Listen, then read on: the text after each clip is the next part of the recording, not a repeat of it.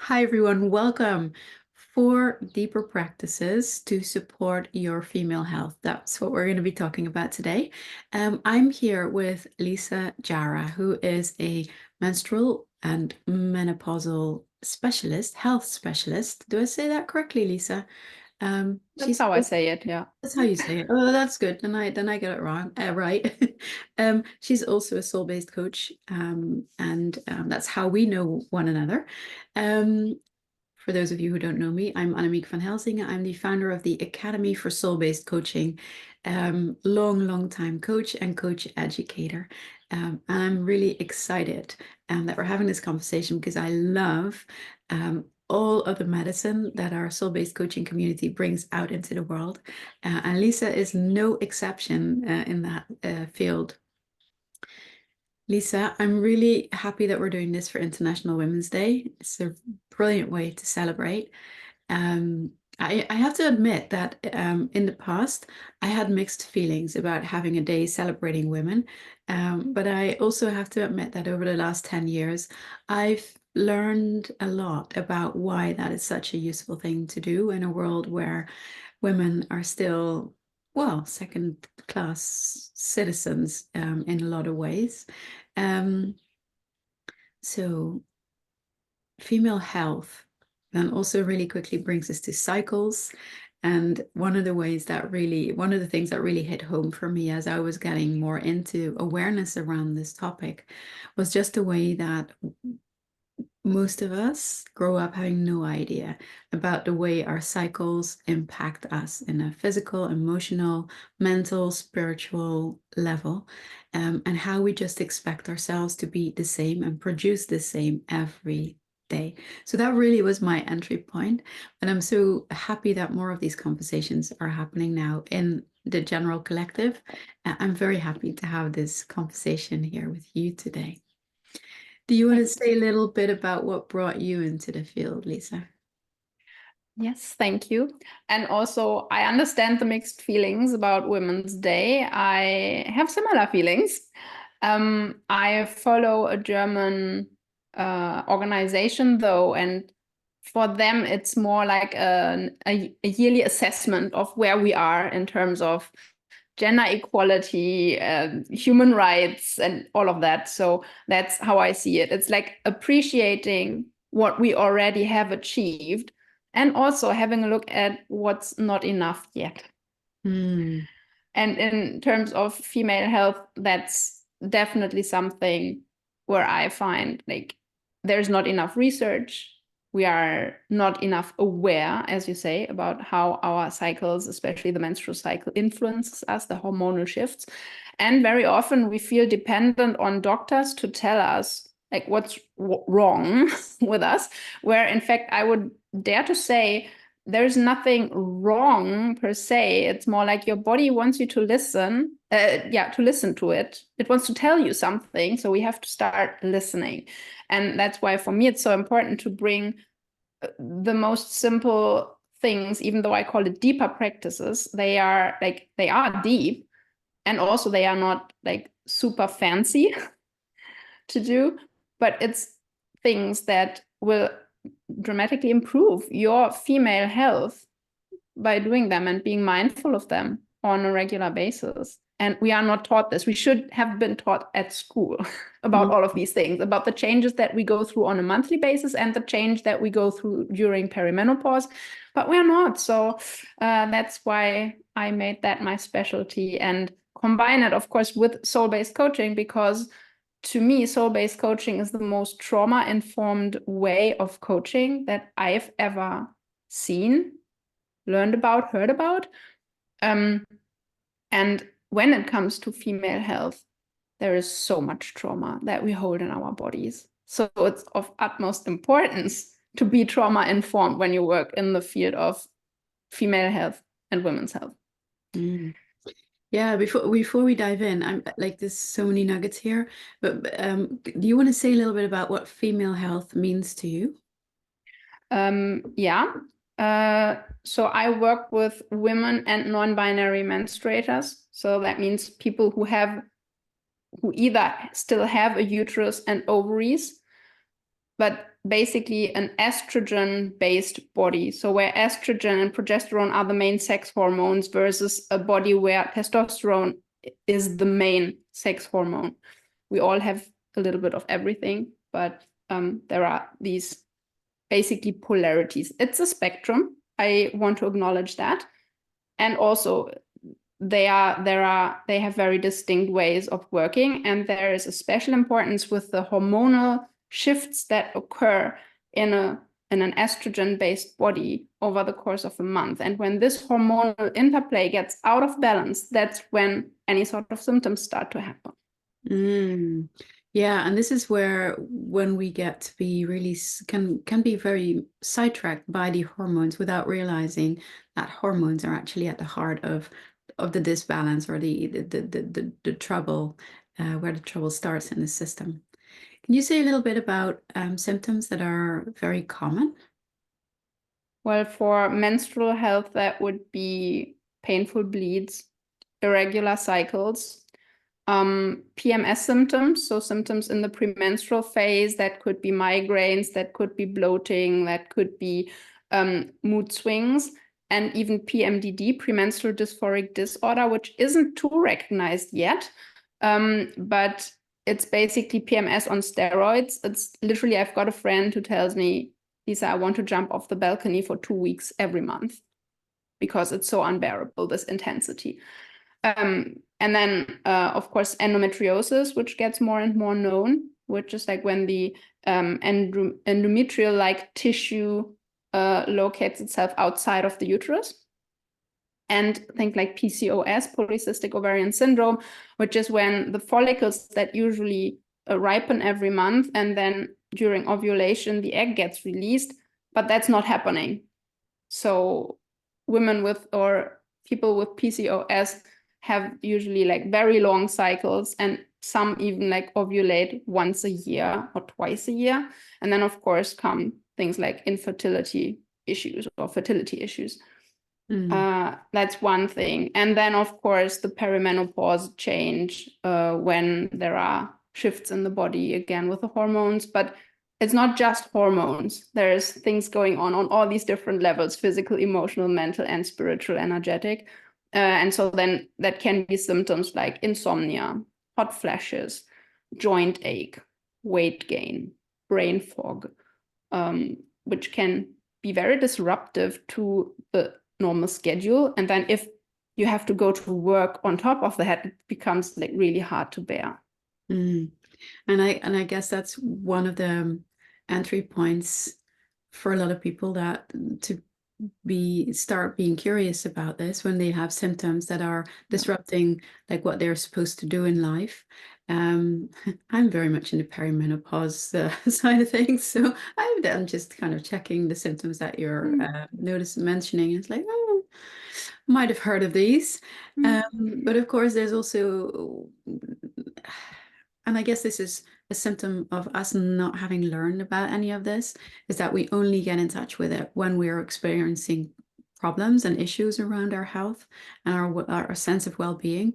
But of course, when we learn to live with our cycles, much more in tune with our cycles, that also is a general, has the benefit of a general well-being.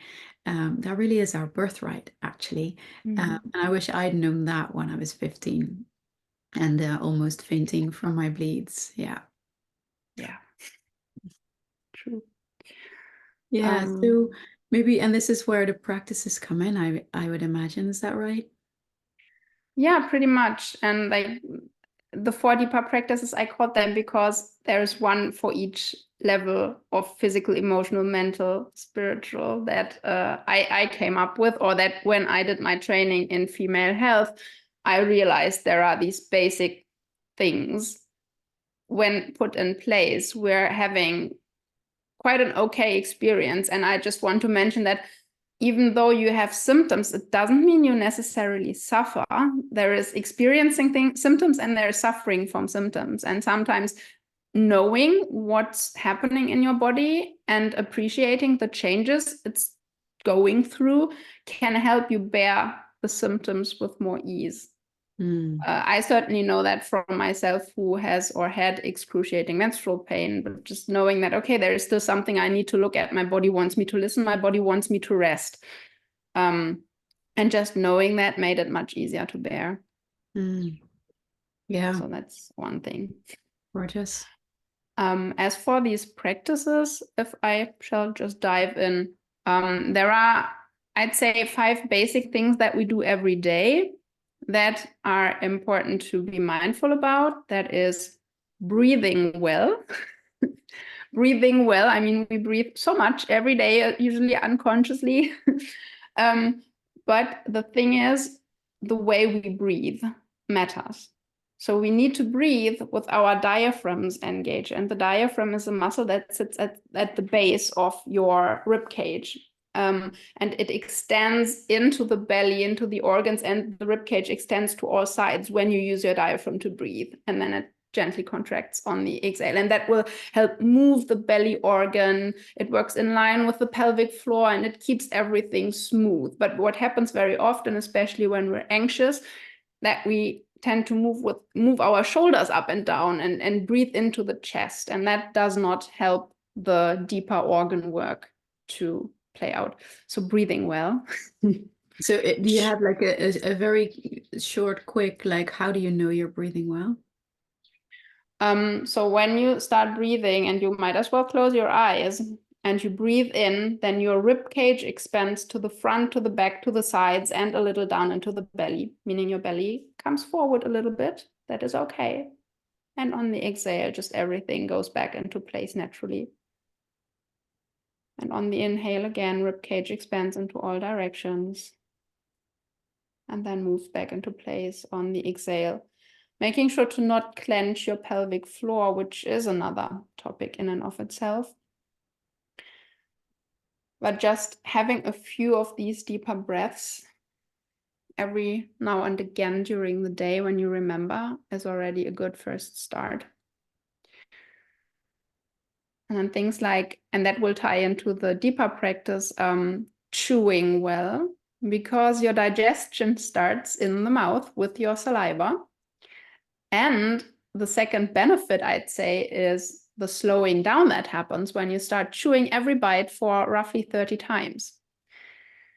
Because that slows the whole process down. You become more mindful of what you're actually eating. You become more mindful of the taste. You become mindful of the texture that's going in. And coming from soul-based coaching, I know how important slowing down is. In the society we live in, we are taught you have to race as fast as you can to the finish line, or else you will lose and be behind. But what if the experience of chewing, of tasting, of smelling even is the importance? Yeah. Mm. And how does the chewing relate to female health? Because when you chew well, your saliva will start breaking down the foods already in your mouth. So it's a pre-digestion. And it goes into your stomach, will be further digested, and then goes through the gut. So it will ease your whole digestive process, which is what it's meant to do. That's why we've got these enzymes in the saliva to break the food apart. And gut health, and that will be important in the deeper practices, is important for female health because Good. it helps Thank your whole you. hormonal shifts and the hormonal balance.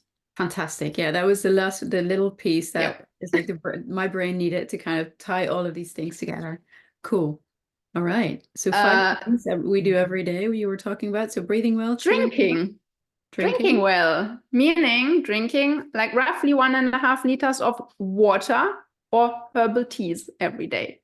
Everything else you drink, coffee, juices, soft drinks, is on top of that. Yeah. But making sure to stay hydrated, because that will help your lymphatic flow to move. And the lymphatic system is a whole other topic, a phenomenal system in the body, your body's waste removal system. And it works with fluid, and it gets all the bad stuff, the toxins and the germs and the viruses and the cellular waste out of the body.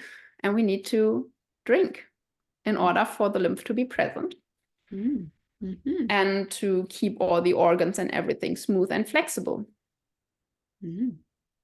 What's the next one? Um, just a second. Moving well. Yeah, exactly. Because that ties into the lymphatics as well. Moving does not mean necessarily exercise. But when we think of people like 100 years back, the, the, the amount of movement that they had to make in order to just get food on the table was different to what it's like today, where we can buy everything at the grocery store, we can go everywhere by car, we sit at the desk for a long stretch of time. And so making sure you get up and move. That can be little dance breaks in between. That can be a half an hour walk with a friend or a partner or a pet in the evening. But making sure to include a more active lifestyle. So finding all the ways where you can maybe take the stairs instead of the elevator. Just these little things, because that will then help the blood flow and the lymph flow. And when they are both working in unison, then your cells get all the nutrients they need and the waste products get flushed out as they need. Yeah, great. And then the last one, rest well. Don't we like that? I guess. I'm not very good at it, but yes, it's Yeah. a very good idea. How does, yeah, no one's going to have questions around resting, but maybe you can say something about how resting specifically ties into female health as well. Sure. And I want to also say that there are 7 types of rest. Rest isn't just lying down, or rest isn't just sleeping. It can also be, depending on your personality. If you're an extrovert, rest can mean being out with people, because that's how you recharge your batteries, right? As for an introvert, it would be the opposite. And maybe you just have, in some situations, is this or the other. Getting out in nature, sitting or walking. So you can combine the movement in nature as a rest practice, for example. And resting helps your nervous system to calm down, to soothe, to settle. And only when your nervous system is in a relaxed state will your body be able to do its rest and digest and repair processes and keep everything smooth and healthy, which will then, of course, also help the hormonal balance to stay pretty much in balance. It will help the digestion, which is important for female health. And so many of us in our societies aren't used to resting. It feels dangerous for our nervous system to rest. Mm-hmm. So if in the beginning it feels hard to rest, that's expected. Yeah. It's okay. Yeah. And this is one of those areas where soul-based coaching can be such a useful thing, isn't it? Exactly. I just wanted to say the restorative embodied self-awareness. Yeah. Yeah, exactly. That's the biological state that we activate in soul-based coaching. Goes directly to helping the system do all of these functions in a really good way. So yeah, if at any of these you know that you have issues, oh God, I don't like the word issues. But if you know you have patterns that keep you from resting well or moving well or breathing well, then it might be a very useful way of working with those. Yeah. Yeah. So this was the first one, was that it? This is the ground This is that ground zero. that it all works on, because those are things we do every day anyway, but when we know what to pay attention to, we can do them a bit more mindfully. And then the deeper practices are eat well, feel well, Feel well?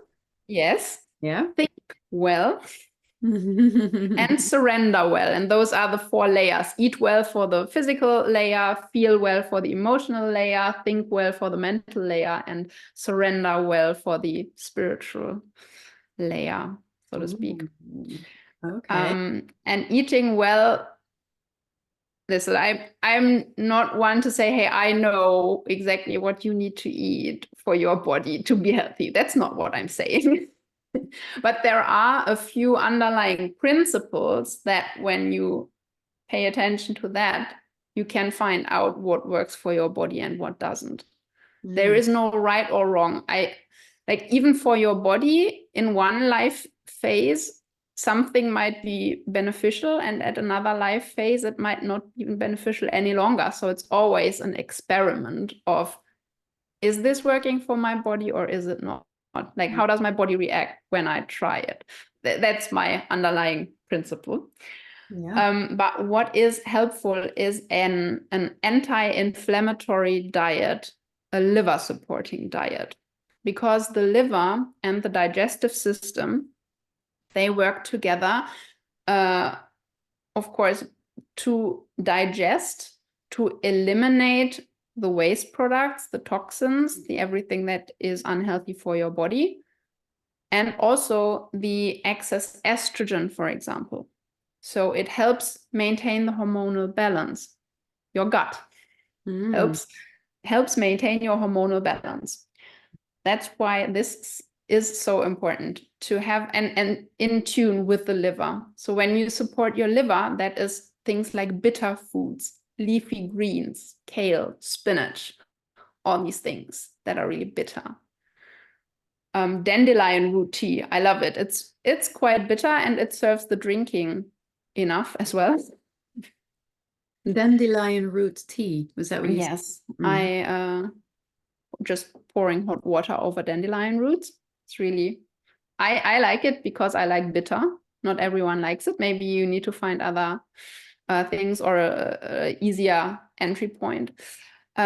Eating vitamin C rich foods like berries, citrusy fruits, red bell peppers. And also generally, people say eating the rainbow. So all sorts of differently colored foods, because the vitamins give the color. So the more variety you have in color, the more variety in vitamins, making sure that you get all the vitamins your body needs. And the minerals, they make the flavor or the taste of the food. So making sure that you've got different flavors and different tastes will ensure that you've got like the whole spectrum of minerals as well. Things like garlic, turmeric, wild herbs, they are anti-inflammatory herbs and spices. And there is a thing about sugar. Yeah. So reducing sugar or even like leaving out the added sugar as much as you can. I'm not talking carbohydrates, I'm talking sugar, like the white refined sugar, because there is a whole thing about there is a lot of work and research done now, how it really disrupts our whole system. It influences the mood and everything. But that's again whole other topic that you can open up. And then very important, omega fatty acids. So the healthy fats are of major importance because hormones are made from fat. And I know that especially like when I was young, there was this, oh, the less fat you eat, the better, because that makes you fat.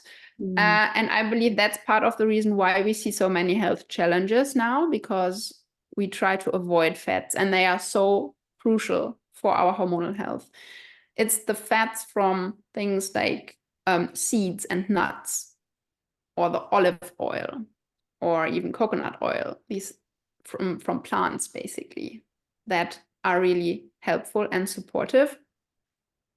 And you must be careful when you cook with them, because some of them, when you heat them up, they break down and then they are not as beneficial anymore.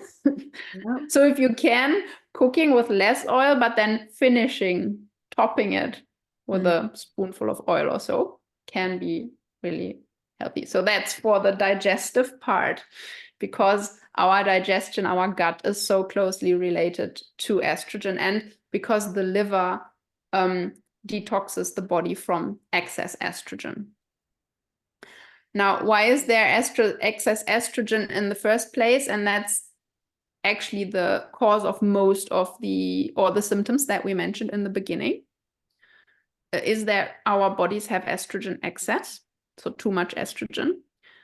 It does not come from our body's estrogen production. That is okay. And our body knows how to detoxify.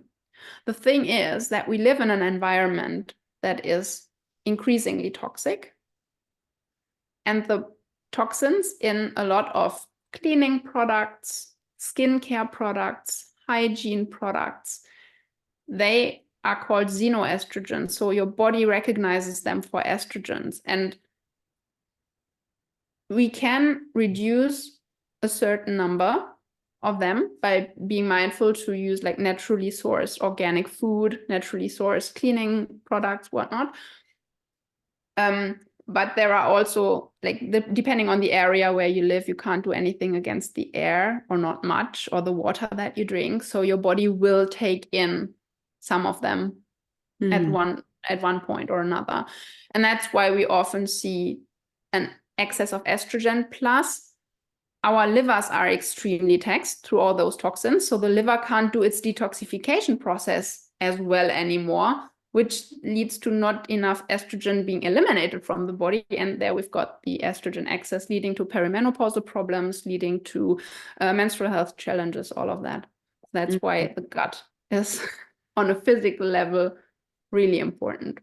Yeah, that makes a lot of sense. Thank you. I know it's a lot. Yeah, no, and I think it also ties in with why it is so crucial that we look after our health in general. We can see how all of the female health bits are completely embedded in our wider health, of course. Yes. Yeah. The second one, feeling better. No, feeling well. Oh, sorry, In the feeling sense well. of, You're right. because I went with this idea of drink well, eat well, chew well, feel well, in the sense of feel your feelings, feel your emotions, allowing them to be there, really feeling them. And that Oh, is something we yum. resist very often, because they can feel physically painful. And I understand that we want to escape from that. I myself have been escaping from my emotions for a long time. I've been stuffing them down, suppressing them, didn't want to look at them. It brought me to the point of crisis. And yeah, that's why it's important. And that's the magic of soul-based coaching. Everything is welcome. And that's what my clients report to me again and again. I feel so welcome. If I've got a bad day, I can just say that I've got a bad day and it's okay. Like, it doesn't impair the healing process. It doesn't impair the session. It's just what it is. Yeah. It also doesn't mean that we think any less of ourselves or each other that we're having a bad day, because having bad days is just part of being human. And also, I think that this is so, what it reminds me of is I have a teenage daughter, and the topic of screen time is a big one in teenage land. And part of why I keep saying, no, it is really important that we monitor screen time, because there is no feeling when there is screen time. There is only numbing and escaping.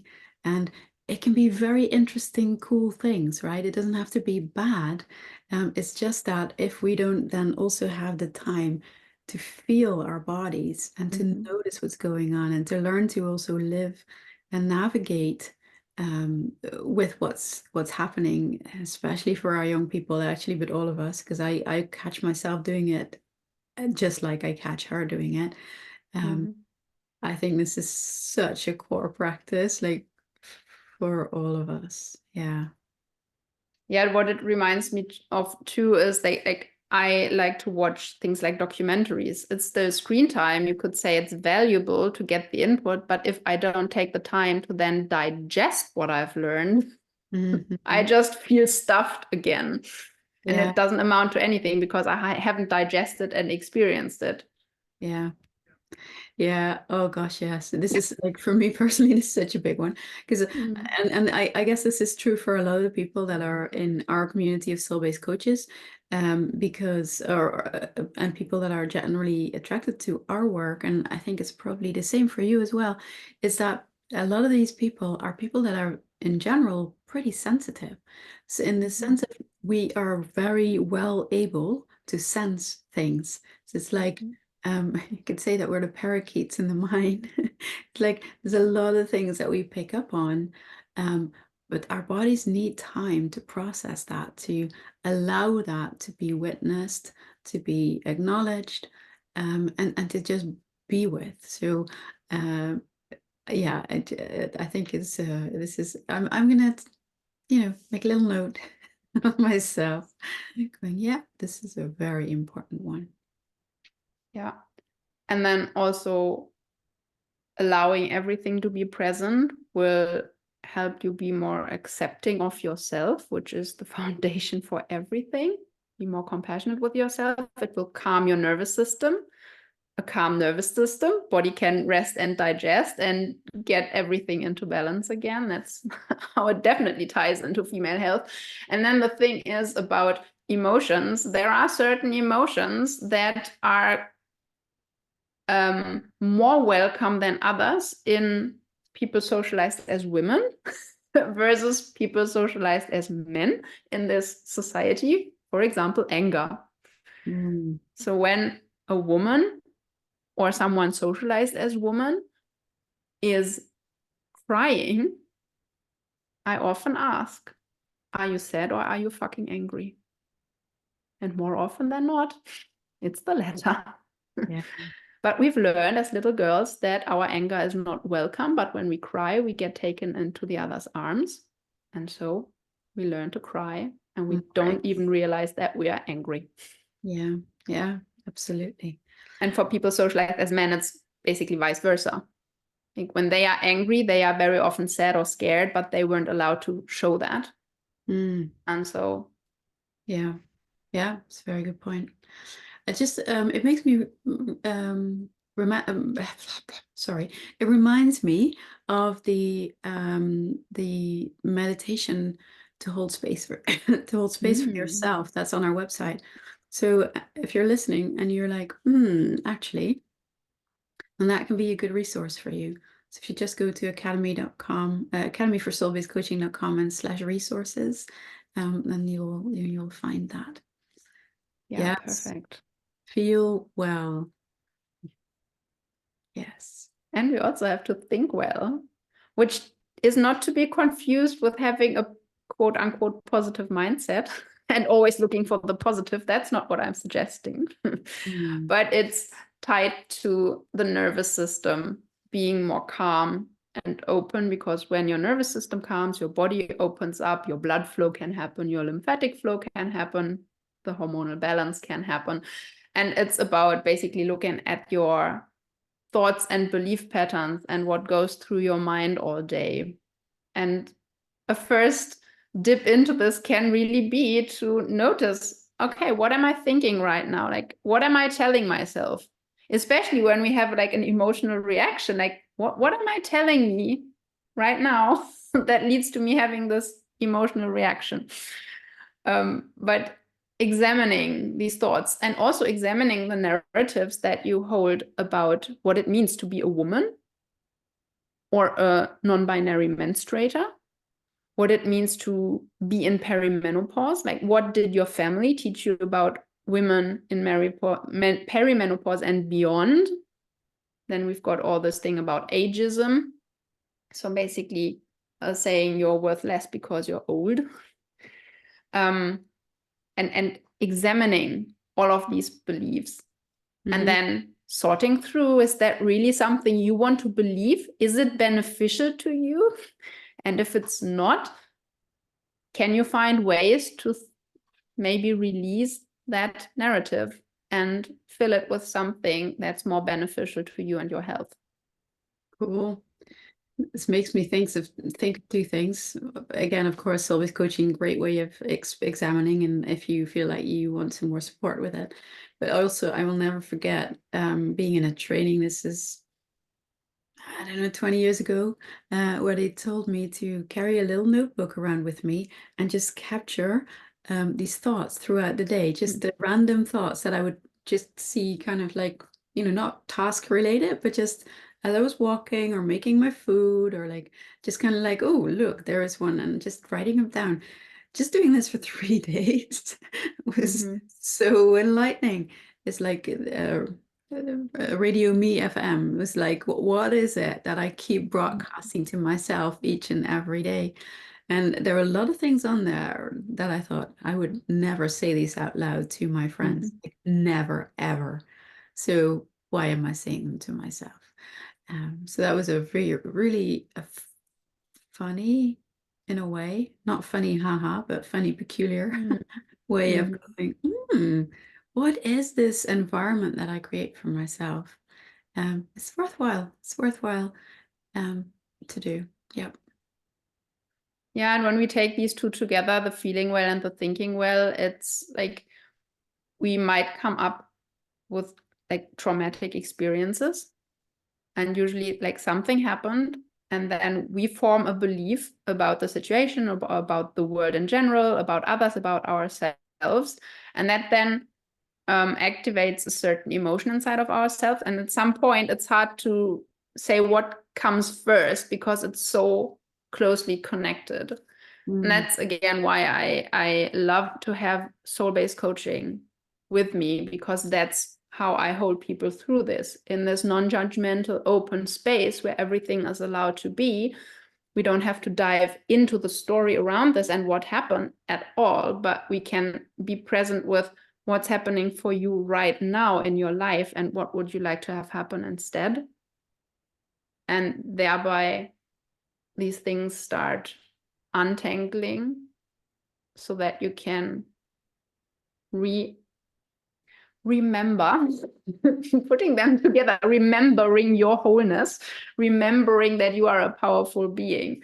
So like threading them together in a different way that serves you better than it did before. Yeah, beautiful. And I think one of the things that I've also seen over the last 20 years is that we spend a lot of time analyzing our feelings and our narratives and our beliefs. And I think what you're really advocating here is to not lose yourself in the analyzing part, especially when it comes to the feeling well. It means staying Mm-hmm. connected to what it is that's moving through you and while holding space for yourself. So allowing that to move through. When it's about thinking well, it's super useful to examine and explore and do a little bit of analyzing. But there is definitely it's important. This is me speaking, but it's important not to lose yourself in the analysis either. So we can that can easily lead to analysis paralysis, or like ongoing thought loops about thought loops about thought loops. And if you're finding yourself in a place where actually you're not able to kind of make your way through the more beneficial thought patterns that you were referring to, Lisa, then it's a really good idea to just ask for a little bit of help. It doesn't always need to be a lot of help, but sometimes having someone there who can hold you in your process can make a very big difference. And I wish this was something that I knew in my early 20s. The amount of Mm-hmm. hours I spent in trying to figure things out analytically, Mm-hmm. and in the hope that I would feel better or have like a better experience of life. Um, yeah, and actually it ties into what neuroscience teaches us at this point, which is that we need to look at the stuff that isn't working. We need to make it untrue for ourselves. So seeing how what we are thinking or feeling actually doesn't add up to other things that we hold as true, and then replace it with something different. And Mm-hmm. so the real change doesn't come from having more insight. The real Mm-hmm. change comes from having a verbal insight, so something that you can put into words, but then having a visceral insight as well, which means that it's something that you do with your body. And this is where the real juice starts to happen. Yeah. Oh, yes. Yeah, that's why these traumatic experiences, they are stored in the body on a visceral cell level. And like, because energy is, emotions are energy in motion. And if they can't move because you don't want to feel them, then they get stuck in the body. And then it needs a different visceral experience for them to finally start well up, move through. And Yeah. then, yeah. And when you are talking about these thought spirals and thoughts about thoughts and figuring things out, that ties beautifully into the fourth practice that I call surrender well. Mm. Because you, small human, don't have to hold it all yourself. You don't have to figure it all out. Sometimes, and I'm not saying it's easy, but sometimes what's needed is to surrender to something greater than you. Whether you call that the universe, whether you call it God, Allah, goddess, source, nature, but something that is not just you as a human, but something that holds you too and helps you carry the load, so to speak. Mm. Can I add community to that as well? Because I'm just also one of the things I've been becoming more and more aware of is how the Western capitalist patriarchal society has us all isolated and kind of rooting for our own survival and just going through our days to kind of get the money, get the job, um, look after the family and like do all the things. And a lot of the things that we need to sort through and work out are actually not our personal failings, but they are a logical consequence of the way our society is set up, the systems that we're part of are set up. They're not organized for our thriving. Um, and so I think that is also important to get back into the picture that we're not designed to hold all of the things that we're holding. So I very much subscribe to, yes, the surrender in the bigger picture, which is all of that, all of that. Yeah. Yeah, and thanks for bringing that in, because me too, I believe there is a healing on an individual level that is important, but there is also a healing on the collective level that's important, that can only happen in community, in relationship with another person, because the wound that was inflicted came in relationship with someone. So it needs a different relationship for this wound to heal fully. Mm. So it's of utmost importance. We are social creatures, to have a community where you feel like you can be yourself, welcome with everything that's arising. And I mean, in soul-based coaching, we know Yeah, that's yeah, how every space for us starts. Like, what's on top right now? yeah. And I'm when you were sharing that last part about how some healing also needs to happen in relationship, I could just feel my whole um body drop. Mm. I think that is such a true thing. So don't, and again, like we're so used, like so many of us are used to trying to figure things out by ourselves. So yes, reaching out, be it to friends or being to a professional, um, a coach. There's something about the being witnessed, being held, being totally and utterly revered for who you are. The bits that hurt or feel broken and the magnificent bits. There's a lot of healing that's waiting for us there. Yeah. Mm. And that's also deep surrendering that's happening there, to Yeah, show yourself in all your vulnerability to other people. yeah, yeah, and the trust that you'll be taken care of. Yeah. Ooh. And that's why I'm so glad that I found soul-based coaching. And that's what this community feels like. It doesn't matter which space we enter in, like if it's us, if it's all the students that are carrying this work forward, we create these spaces and these safer communities Mm. where people can show up as their Yeah, authentic self with whatever is present right in the moment. yeah. And there's